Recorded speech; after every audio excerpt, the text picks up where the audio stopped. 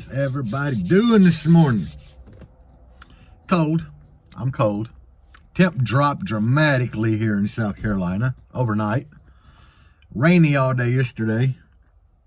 And I had to get gas this morning, so I had to get no loan from the bank. Nah, not really. $40 filled this thing up. I mean, it don't have a big tank. I was like a little over a quarter, so it's not bad. I got gas for like $3.99 a gallon. Luckily, this old Jeep, she old, and you know, that old 87 octane, it does her fine.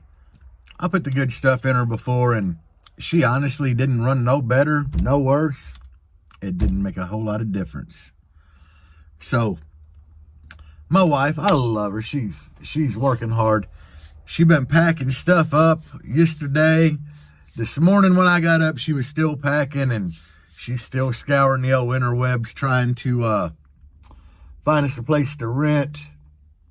And I think she's going to look at a place that we're going to put a bid in to buy, which we're still going to need to rent a place because, man, down here, everybody I know, they're like, it takes months to, like, buy a house. So, I don't know.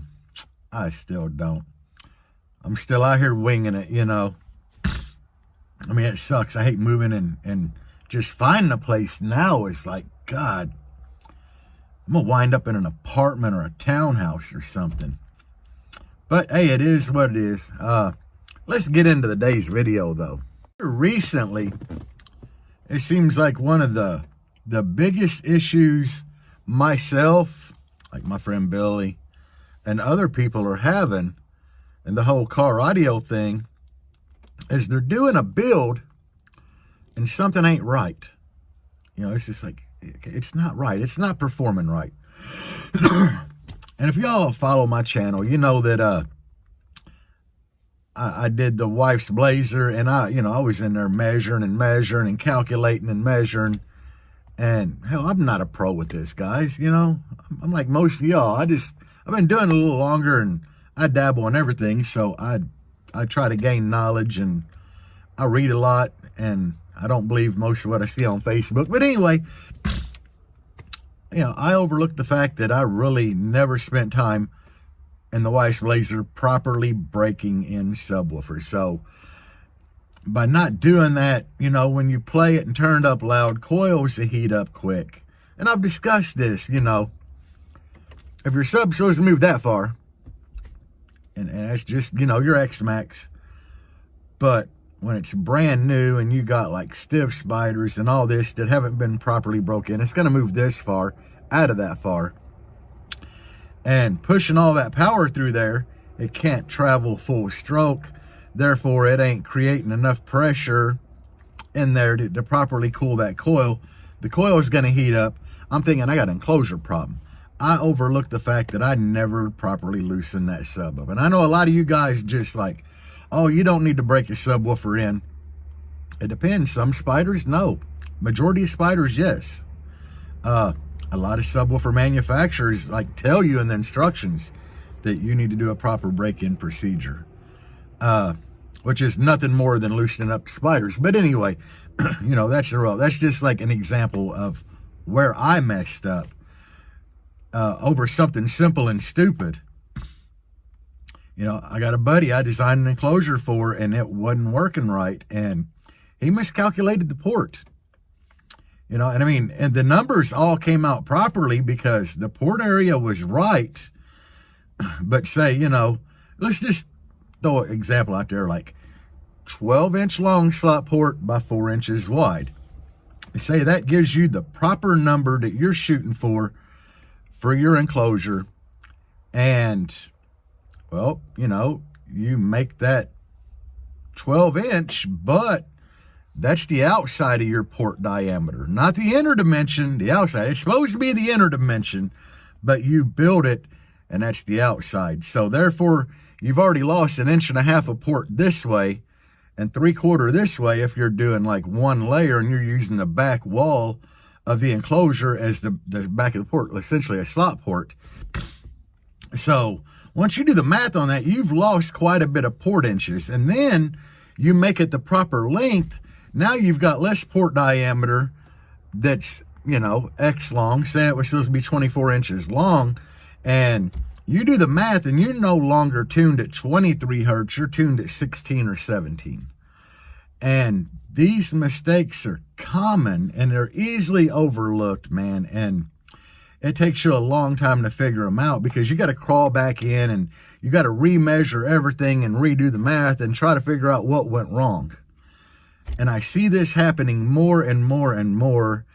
And I'm just here to tell y'all, these things happen. Don't beat yourself up over it because it does happen. If you install a new system, try to triple check everything as you're going. Like, hey, are these remote wires all hooked up up here at the head unit or whatever, I've seen people not label their RCAs, and next thing you know, you've got 3 RCAs pulled to the back behind your wall or seats or whatever. They're not labeled. You think you know what's going on, and you plug them into the wrong amp. So there you go. You're probably going to blow some mids. If you're you plug something wrong in the DSP or got DSP outputs. That's even worse, guys. I mean, when I put the DSP in here, I sit at home on the old laptop at my computer desk, and I wrote the program for the DSP. I made the file, and I actually had to write down like a list of like output channels 1 and 2. Say they go to tweeter, and they're crossed over at this, and I have this octave of slope on it, and just everything, whether or not I used a Butterworth or Linkwitz Raleigh slope on it, or I call it a slope. I don't know what it's actually called, but that's the graph of where it gradually, like, your angle, it'll be coming in, to get to the crossover point, but irrelevant again. I actually had to make a list in a notebook. And then when I hooked the RCAs to that, I had to like make sure I plugged them into the right amplifier and that all my speaker wires in the back are labeled as to what they go to and whether it's left or right side. A lot of this stuff gets hectic in big builds. I mean, I know a lot of you guys are like, man, I don't want to have to like open the hatch or whatever and people see my amplifier and I got pieces of tape, with like writing on them stuck to the wire. Me, I don't care. I mean, that's just my way. I try to put it a few foot down the wire so it's like not all bunched up right there where the connection's to the amplifier. But I do label like every wire. I label all my RCAs. Like in the wife's Blazer, the RCAs are color coded. Okay, I went and bought some 3M electrical tape, and I'll wrap it around the end of the RCA before where it splits. I got like blue, yellow, green, I don't know. And I got a notebook for her vehicle too that like labels what color the RCA is and what it goes to. Like say front would be red, rear would be yellow, and so on and so forth. Sub would be green. But these are just good ideas, and I'm just trying to tell y'all, double check everything, guys. Man, there's nothing worse than getting a build together and it not performing right. And when you go back and look, you did something stupid. Like me not doing proper break-in on subwoofers, We got the synergies in there, and now that thing is just beaten down, but we're not hammering them. We're still low on the old volume, and we're just slowly, like, turning it up after it gets a good amount of playtime on it. My buddy calculating the port and everything's right, but just making a simple mistake of looking at the number that's written down, and instead of making that the inside diameter, made it the outside. People crossing RCAs and, not labeling speaker wires and getting them confused. These are all things to they'll throw a wrench in your plan for sure. And it's so easy to do. And I know I can tell y'all to go back and double, triple check everything. And me, myself, I'm still going to make a mistake. Things are still going to happen wrong to me. And I'm the one trying to give advice, but I'm just human like you guys, Even though somebody in the comments to one of my videos called me a Steve Meade wannabe and tried to say something else rude. I don't know. The guy probably ain't as loud as me or my wife. But, I mean, I'm not really a Steve Mead wannabe. Do I like Steve? I don't know. I've never met the guy personally. I mean, he seems all right. I really do like what he has done for the basshead community. I think his tools are a little pricey, but, I mean, the dude's got nice tools out there to make things really easy for us. But to call me a Steve Mead wannabe, I don't know, man. I mean, yeah, I'm just like the next guy, man. I really enjoy car audio. I watch Steve's videos. I watch Doug. I watch EXO. You know, okay, maybe I am a Steve Mead wannabe. I don't know. I'm just an old bass head that enjoys, you know, I enjoy bass, building, and trying to help people by making videos to give a little bit of advice. And hopefully someday, you know, there's going to be a kid like, dude, I look up to you, and I really like what you've done, and you got me into car audio, which that's happened already, and I really enjoy that. But anyway, I mean, you're not doing something right if you don't have haters, guys. And a lot of you guys out there that are watching my videos now, you might not think you're that loud, but I guarantee there's somebody in your area that looks up to you. So take that into consideration, you know, make yourself feel good about it.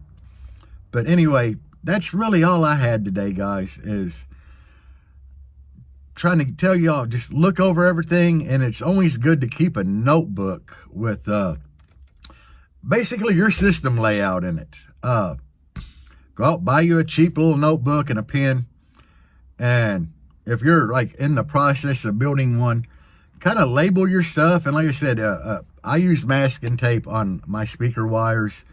You know, I label like 10s, driver door, so I'll put like 10 and D for driver door and PD for passenger door. And, you know, horn, H for horn, T for tweet. And then pillar, I actually like write out pill, you know, but label that stuff at the end of the speaker wire at the back. Or you can color code it with electrical tape. Wrap it around the speaker wire and write down in your book like what color goes to what. Then you could double tape it for the passenger side. I don't know, but come up with a system. If you have a DSP, I really find it useful to definitely keep a notebook of what output you're using, what inputs for what you're using, and like definitely write down your crossover points, you know, where it starts coming in, where the cutoff is, if it's for like a mid or whatever. Just write all that down, you know, and it's really going to be good for you to go back if you ever had to get in your DSP because you got a problem, and you can just kind of flip through your notebook and be like, okay, this should be this, you know. So that really helps. And another thing a notebook's really useful for, my buddy Billy taught me this, because this dude can meter most people's car, and he can usually find 1 or 2 dB. I mean, the dude's really smart, man. But we keep a notebook on every vehicle, and when we go out, like if you change something in there, he'll have you start burping at like 25. And we'll kind of go like 25, 30, 35, 40, and kind of find a peak, and then go back and to say it was like 45. Then he's going to start at 40 and go to 45, and then 45 to 50. And just narrow down and keep notes of everything, like, you know, what volume the head unit was at, what frequency you're at, whether or not a door was open, or, you know, door was shut, window down. Man, he keeps, like, we'd write all this stuff down, and it works really good because you can go back and look at your notes in case you forgot something. So notebooks are really handy. But anyway, that's my video for today. I'm rambling on again, guys, and got y'all in that landscape mode again. I'm getting used to like turning my phone one way for TikTok and the other way for YouTube. But anyway, guys, I hope this video helps somebody. I know it's not super technical, man, but this is something that a lot of people just overlook.